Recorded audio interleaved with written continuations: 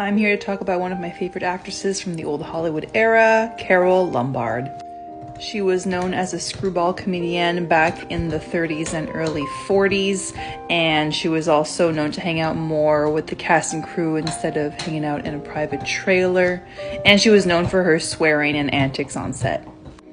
Fun fact, she was in a bad car accident in the 1920s and she had a scar on her face, so she had to be operated, but at the time it was considered bad to get anesthetic. They thought it would make scars worse, so she went through the whole operation on her face with no anesthetic.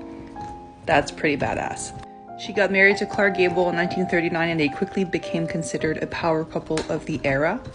But he was known to have a wandering eye, and at the time of her death, she was going around collecting war bonds in 1942, and she got wind of an affair between Clark and his co-star Lana Turner, so she took a plane to rush home, but the plane crashed.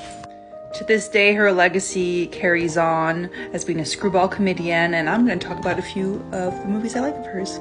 I think a great place to start is My Man Godfrey. She co-starred with her ex-husband William Powell, and she plays like a scatterbrained blonde, which was like a trademark role of hers.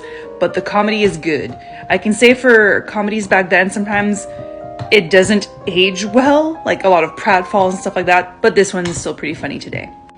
There's also Nothing Sacred, where she thinks she's dying of a strange illness, and even though that sounds serious, it actually is pretty funny. And lastly, In Name Only is a more dramatic role for her, starring Cary Grant and Kay Francis, but is very memorable. If I could have a dinner party with anyone I wanted, Carole Lombard would surely be sitting with me.